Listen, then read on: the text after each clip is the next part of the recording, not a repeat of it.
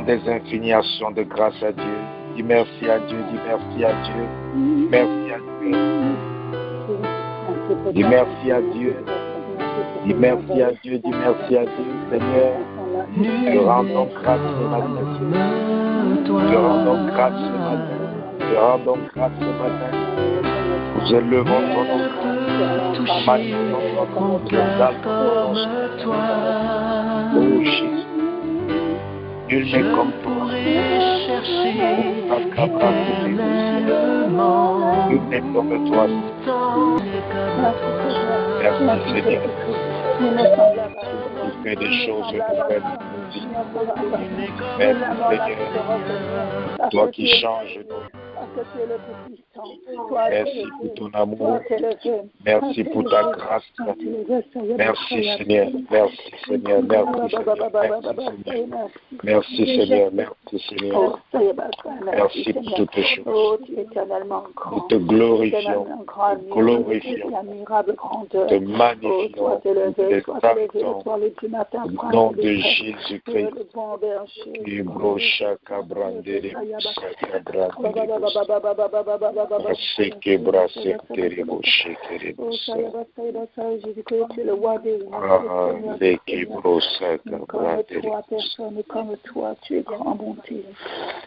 Alléluia, alléluia, alléluia. Bien-aimés, nous allons maintenant, nous allons élever nos voix et nous allons implorer la miséricorde de Dieu pour nos vies, pour la vie de nos bien-aimés. Bien-aimés, tu vas implorer la miséricorde de Dieu. Élève ta voix et implore la miséricorde de Dieu.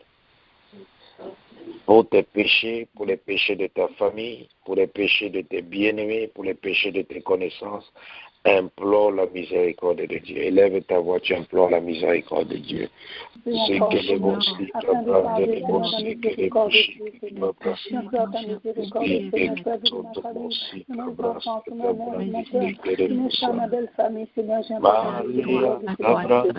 si, je viens me confier à toi seul, Père éternel. Oh Dieu de joie, oh Dieu de bonté, oh Dieu de miséricorde,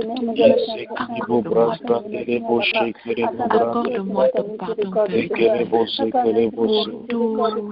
les choses qui m'éloignent de ton volonté, pour toutes les choses que je commets, Père éternel, et qui mettent cette barrière entre toi et moi.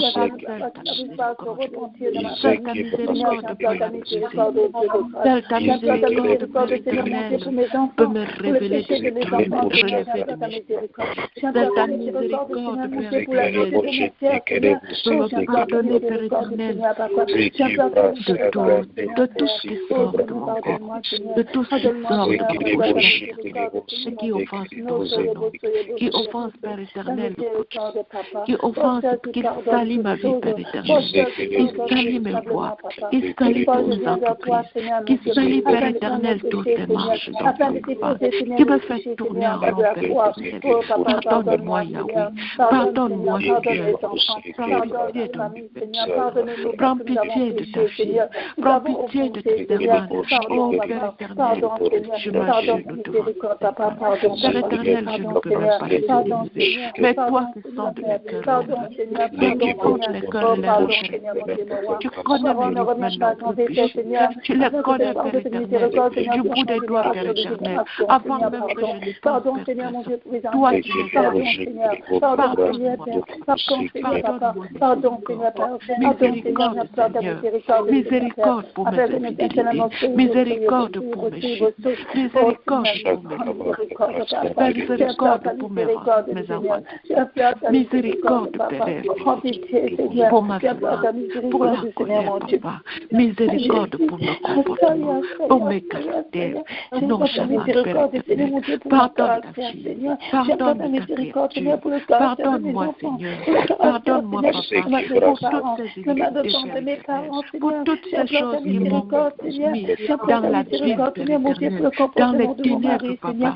Sors-moi, seule ta grâce, Père éternel, peut me sortir de là, Papa. Je t'en supplie, Père éternel. Pardonne-moi. Je me tiens à la brèche et demande pardon pour mes enfants, pour ma famille, pour mes frères et sœurs, pour nos divisions, Père éternel, nos cœurs endurcis. Oh Seigneur, nous le mettons, Père éternel. Toi seul, Père Saint, toi seul viens nous libérer, toi seul viens nous recevoir, toi seul viens nous laver, toi seul, Père éternel, viens que ta grâce, Père éternel, puisse nous élever. Par ta grâce, Père éternel, prends-nous par ta main et relève-nous, relève mes frères, relève mes relève mes connaissances, relève mes amis, relève mes frères et sœurs, Seigneur, tout le péché que nous commettons, Père éternel, et Père éternel, ce matin, en cette journée que tu t'es dédiée, Papa, nous te demandons pardon, d'un cœur sincère, Père éternel, redonne-nous la vigueur, Père éternel, pour que nous retrouvons la joie d'être appelés encore d'être payés, d'avoir la dignité d'être appelés relève-nous, pardon, par Jésus notre Sauveur, par Jésus notre Sauveur, par Jésus le fidèle, par Jésus le fidèle ami, celui-là qui ne nous abandonne pas, Père éternel, même lorsque nous sommes à terre, Papa, il est avec nous. Pardonne-nous par la miséricorde de notre défense. Pardonne-nous, pardonne-nous, nous implorons ta bonté, nous implorons ta miséricorde, nous implorons ton pardon. Pardon,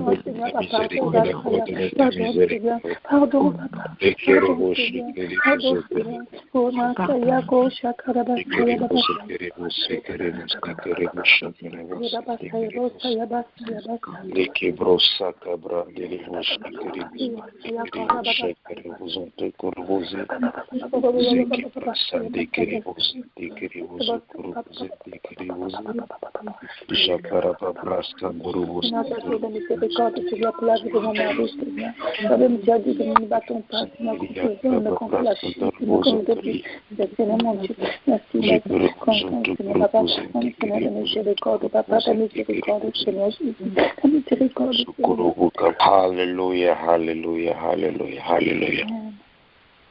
Amen.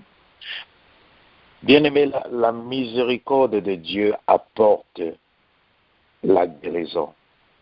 Ça apporte le miracle, ça apporte Amen. Le toucher de Dieu. La Bible dit Amen. Dans le livre de Matthieu, on a amené un malade à Jésus. On a amené un malade à Jésus. Et la Bible dit, Jésus a dit à ce paralytique, mon enfant, tes péchés sont pardonnés. Amen. Et après l'avoir dit, Jésus a dit à ce paralytique, lève-toi et marche. Est-ce que quelqu'un ouvre ta Bible dans le livre de Matthieu, Matthieu chapitre 9. Matthieu chapitre 9. Matthieu chapitre 9. Matthieu chapitre 9. Tu vas voir l'importance de la prière de repentance, la prière de confession des péchés, le bénéfice de la miséricorde. Matthieu chapitre 9. Si tu as la page de Matthieu chapitre 9, est-ce que tu peux lire du verset 1 au verset 7? Du verset 1 au verset... Amen. Je lis dans le nom de Jésus-Christ. Jésus était monté dans une barque, traversa la mer et alla dans sa ville. Et voici, on lui ramena un paralytique couché sous un lit. Jésus voyait leur foi, dit au paralytique, prends courage mon enfant, tes péchés sont pardonnés. Sous quoi quelqu'un s'il dit au-dedans d'eux, cet homme blasphème. Et Jésus connaissait leur pensée, dit, pourquoi avez-vous de mauvaises pensées dans vos cœurs? Car lequel est le plus aisé de dire, tes péchés sont pardonnés, ou de dire, lève-toi et marche. Or, afin que vous sachiez que le Fils de l'homme a sur la terre le pouvoir de pardonner les péchés. Lève-toi, dit-il au paralytique, et prends ton lit, et va dans ta maison. Et il se leva et s'en alla dans sa maison. Amen. Amen. Amen. Amen. Vous voyez Amen. ici, Jésus arrive quelque part et on présente à Jésus un paralytique. On présente à Jésus une personne qui est paralysée. Et la Bible dit, Jésus, ayant vu la foi des personnes qui ont amené le paralytique, la Bible dit, Jésus dit à cette personne, mon enfant, prends courage, car tes péchés te sont pardonnés. Et Jésus dit, sur quoi?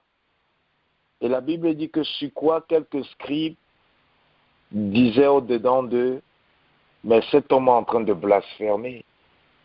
Comment il dit qu'il a le droit de pardonner les péchés des gens? Ce n'est que Dieu qui a le droit de pardonner les péchés des gens. Et Jésus les dit au verset 5, car lequel est le plus aisé de dire, tes péchés sont pardonnés, ou de dire, lève-toi et marche? Donc vous comprenez que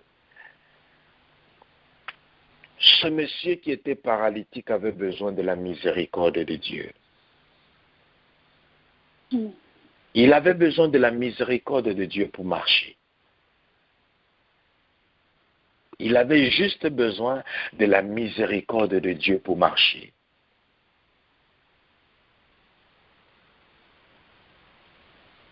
C'est l'absence de la miséricorde de Dieu qui avait paralysé sa vie.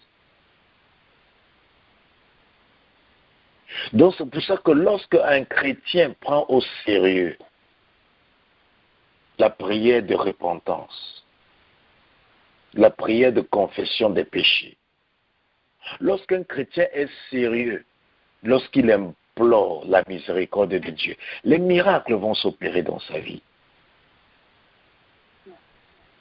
Jésus a dit, je pouvais le dire, lève-toi et marche, comme je pouvais le dire que tes péchés soient pardonnés. Parce que je dise tes péchés sont pardonnés, que je lui dise lève-toi et marche, ces deux paroles devaient avoir le même effet dans sa vie.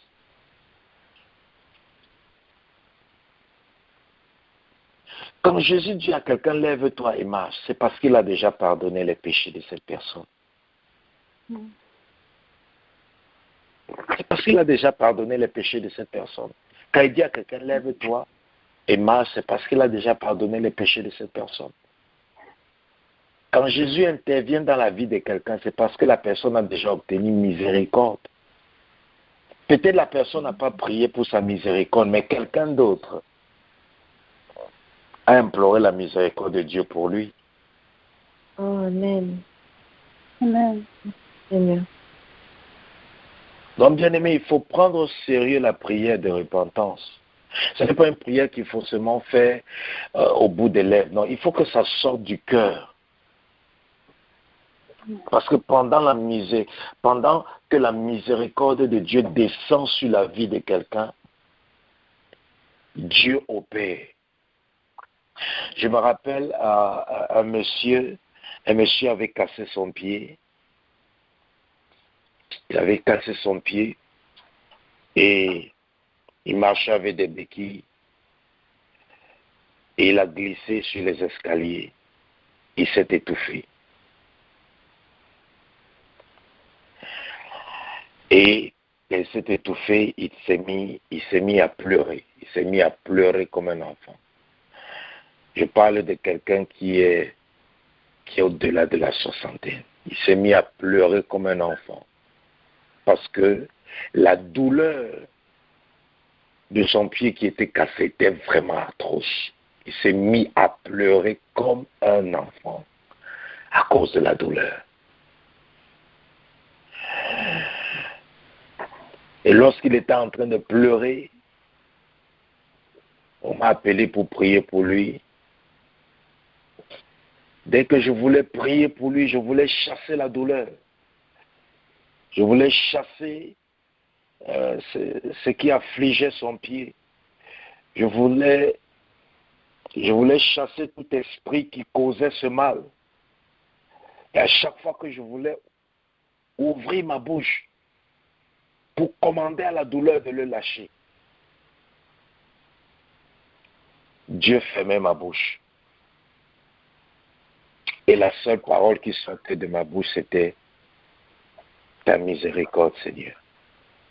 Ta miséricorde, Seigneur. Ta miséricorde, Seigneur. » Je voulais faire d'autres types de prières. Dieu fermait ma bouche. Et il disait « Invoque seulement la miséricorde. » Et j'ai compris que son problème n'était pas les attaques de l'ennemi. Il avait besoin de miséricorde dans sa vie. Et j'ai commencé à prier, ta miséricorde, Seigneur, ta miséricorde, Seigneur, ta miséricorde, Seigneur, ta miséricorde, Seigneur, Seigneur, ta miséricorde sur sa vie, ta miséricorde sur sa vie, aie pitié de lui, pardonne-le, Seigneur, ta miséricorde, aie pitié de lui, pardonne-le, ta miséricorde. C'est comme ça, après, il a cessé de prier, de pleurer. Il a dit merci et tout ça. Et après, j'ai constaté que ce monsieur avait bu l'alcool. Il avait bu l'alcool. Il avait bu l'alcool et c'est ce qui avait fait à ce qu'il puisse glisser et qu'il étouffe son pied. C'était un enfant de Dieu. C'était un enfant de Dieu. C'était même un ancien serviteur de Dieu qui a rétrogradé. Donc pour une personne comme ça, tu pouvais venir faire les prières de combat, faire les prières de délivrance, rien ne devait changer dans sa vie. Parce que tout ce qu'il avait besoin, c'était de la miséricorde de Dieu. Parce que c'est le péché qui le dérangeait.